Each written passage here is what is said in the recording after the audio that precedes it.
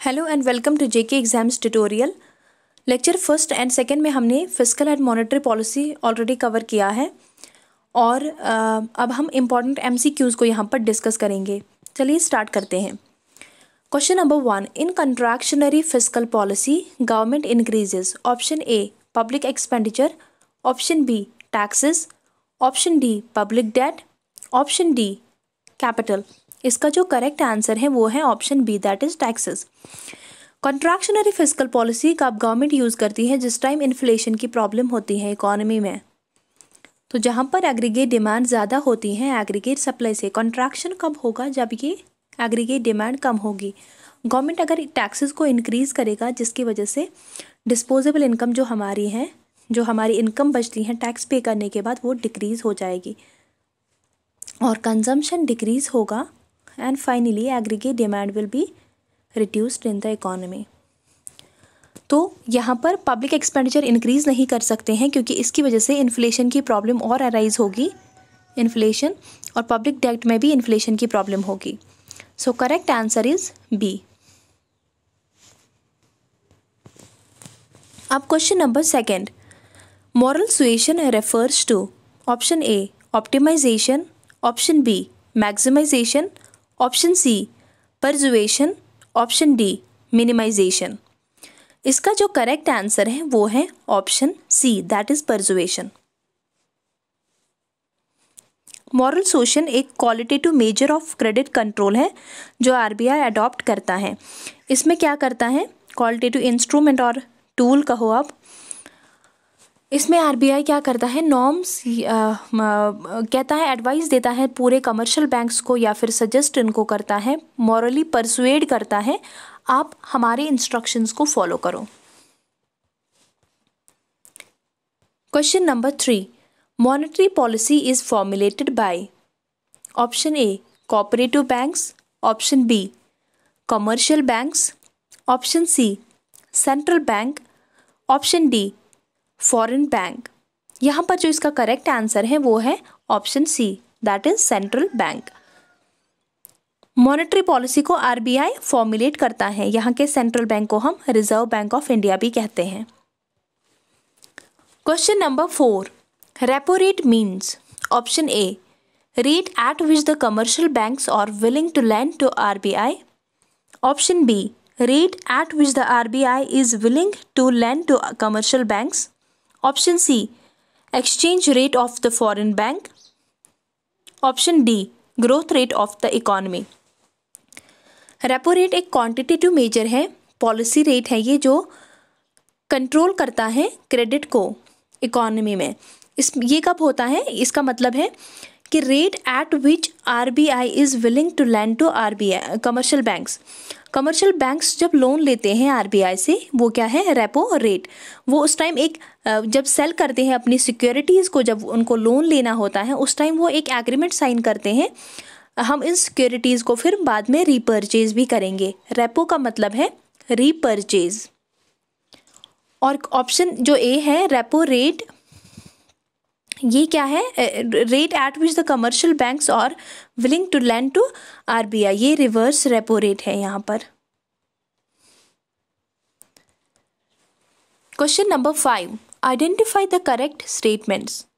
Statement 1, the repo rate and the reverse repo rate are the frequently used tools with which the RBI can control the availability and the supply of money in the economy.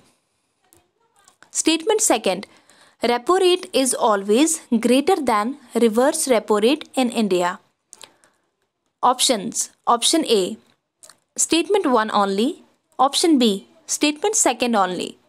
Option C, both first and second are correct. Option D, none of the above. इसका जो correct answer है वो है option C, both first and second statement are correct। क्योंकि repo rate and reverse repo rate दोनों quantitative measures to control the availability of credit or supply of money in the economy. Increase कब होंगे? ये दोनों increase होते हैं at the time of inflation, और recession के टाइम सेंट्रल बैंक दोनों को डिक्रीज करता है जिसकी वजह से फिर कंट्रोल होता है availability and the supply of money in the economy.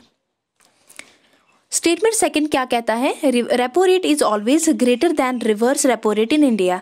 ये भी करेक्ट स्टेटमेंट है क्योंकि रेपो रेट में कमर्शियल बैंक्स बोरो करते हैं और यहाँ पर आरबीआई बोरो करता है।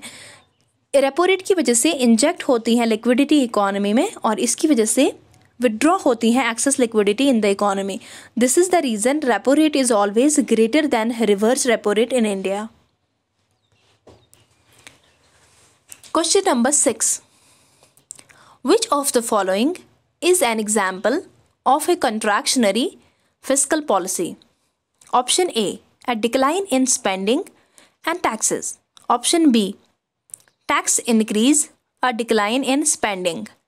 Option C, a rise in spending, a decrease in taxes. Option D, an increase in spending and taxes. Contractionary fiscal policy कब यूज़ करता है गवर्नमेंट, जिस टाइम इन्फ्लेशन होता है। इन्फ्लेशन कॉन्ट्रैक्शनरी फिस्कल पॉलिसी कैसे होती है, गवर्नमेंट एक्सपेंडिचर रिड्यूस होगा और टैक्सेस इंक्रीज होंगे। और एक्सपेंशनरी फिस्कल पॉलिसी में उसका उल्टा होता है, गवर्नमेंट एक्सपेंडिचर इंक्रीज होता है एंड टैक्सेस डिक्रीज होते हैं। डिक्लाइन दोनों एक साथ नहीं कर सकते, ये भी इंक्रीज दोनों एक साथ नहीं कर सकते। ये ऑप्शन 2 पहले से ही हटा देते हैं। अब इसमें कौन सा होगा, कॉन्ट्रैक्शन में ये वाला ऑप्शन करेक्ट है। टैक्स जब इंक्रीज होगा एट डिक्लाइन इन स्पेंडिंग, यानी कि B option here is correct.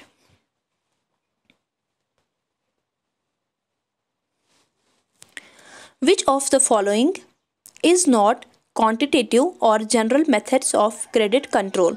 Option A, bank rate. Option B, open market operations. Option C, variable cash reserve ratio. Option D, regulation of consumer credit. इसका जो correct answer है वो है option D, क्योंकि ये सिर्फ क्वालिटेटिव मेजर है, बाकी 3 quantitative measures of credit control.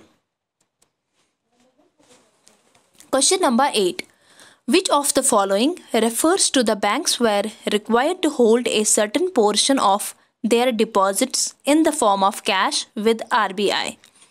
Option A, bank rate. Option B, repo rate. Option C, cash reserve ratio. Option D, statutory liquidity ratio. इसका जो करेक्ट आंसर है वो है option C, that is cash reserve ratio. Bank rate, commercial banks यहाँ पर क्या करते हैं, लोन लेते हैं लॉन्ग टर्म के लिए। यहाँ पर भी कमर्शियल बैंक्स लोन लेते हैं रेपो में, लेकिन वो शॉर्ट टर्म के लिए होता है। स्टैट्यूटरी लिक्विडिटी रेशियो क्या है, यहाँ पर जितने भी कमर्शियल बैंक्स के टोटल डिपॉजिट्स होते हैं उनका वो कुछ पोर्शन अपने पास रखते हैं इन the form of cash, gold and government securities.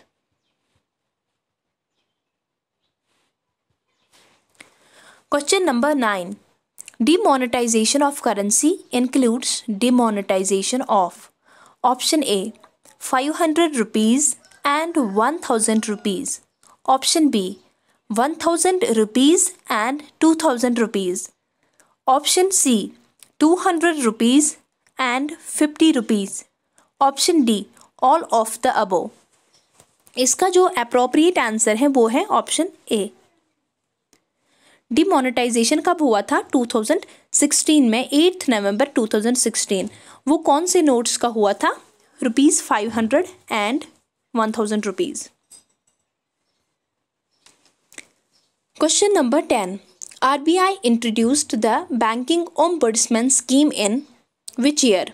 Option A 1992, option B 1995, option C 1998, option D 2001। इसका जो करेक्ट आंसर है वो है option B 1995। Banking ombudsman scheme customer complaint से रिलेटेड है। Customer complaints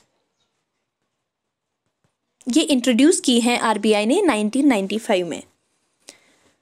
question number 11, to tackle financial depression the government?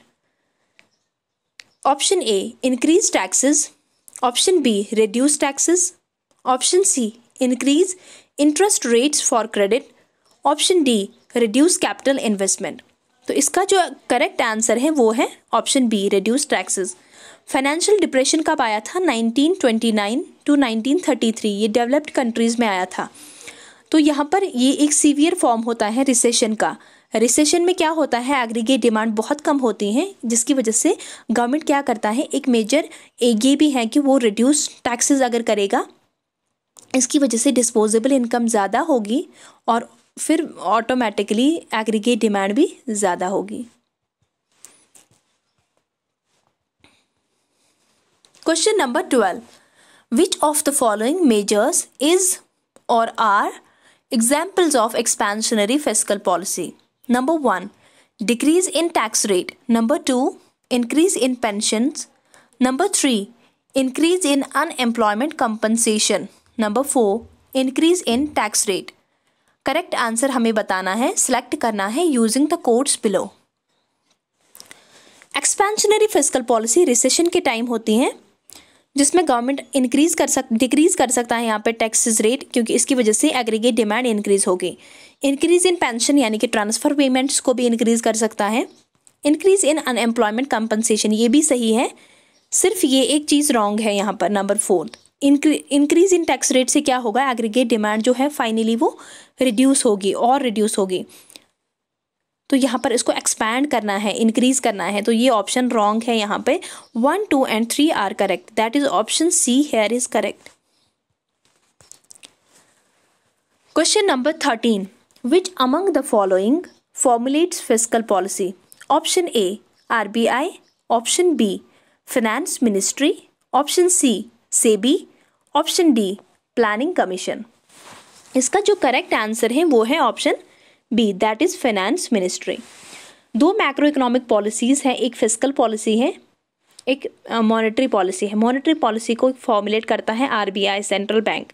SEBI क्या है, securities and exchange board of India, ये क्या है, regulator of Indian stock market का ये रेगुलेटर है। और प्लानिंग कमीशन, इसको रिप्लेस किया गया है नीति आयोग से, अब प्लानिंग कमीशन की जगह नीति आयोग है। Question number 14, liquidity trap is a situation in which option A, people want to hold only cash because prices are falling every day. Option B, people want to hold only cash because there is too much of liquidity in the economy. Option C, the rate of interest is so low that no one wants to hold interest bearing security assets and people want to hold cash. Option D, there is an excess of foreign exchange reserves in the economy leading to excess of money supply. इसका जो appropriate answer है वो है the rate of interest is so low that no one wants to hold interest bearing assets and people want to hold cash. Actual में liquidity trap एक, जब monetary policy ineffective होती हैं, इसमें डिमांड फॉर मनी जो है उसकी supply, उसकी शेप कुछ ऐसे होती हैं जहाँ पर रेट ऑफ इंटरेस्ट बहुत कम होता है, ये फिर परफेक्टली इलास्टिक यानी कि पैरेलल टू एक्स एक्सिस होती हैं। यहाँ पर आप मनी सप्लाई को कितना भी बढ़ा दो, रेट ऑफ इंटरेस्ट जो है वो लो ही रहेगा। यहाँ पर लोग क्या करेंगे, सिर्फ कैश होल्ड करेंगे, बॉन्ड को यहाँ पर होल्ड नहीं करेंगे। लोगों के पास बिल्कुल अनलिमिटेड कैश होगा यहाँ पर लिक्विडिटी ट्रैप में।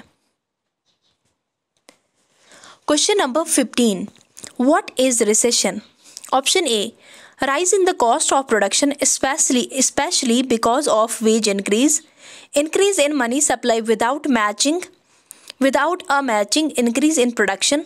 Option C, reduction in production and employment for want of sufficient demand for goods. Option D, none of these. Recession की प्रॉब्लम कब होती है, जब अनएम्प्लॉयमेंट अराइज होती हैं, एग्रीगेट डिमांड भी कम होती हैं, प्रोडक्शन बहुत कम होता है और अनएम्प्लॉयमेंट ज़्यादा होती हैं। तो ऑप्शन सी इसका करेक्ट है आंसर। इसका मतलब ही यही है, reduction in production and employment for want of sufficient demand for goods. Question number 16. Once the borrower fails to make interest or principal payments for 90 days, the loan is considered to be option A, non-performing assets, option B, debt, option C, performing assets, option D, deficit. इसका जो correct answer है वो है option A that is NPA, non performing assets.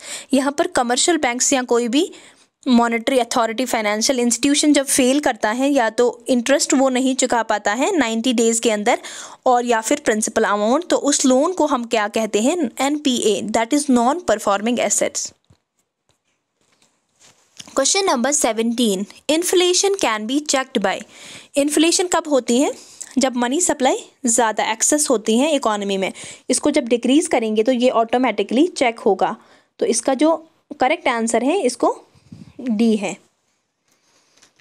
Question number 18, the credit provided by RBI to eligible clients for long term is known as. Option A repo rate, option B reverse repo rate, option C bank rate, option D marginal standing facility.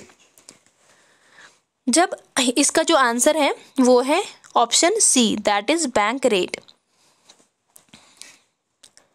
Repo rate, यहाँ पर भी commercial banks क्या करते हैं? बोरो करते हैं।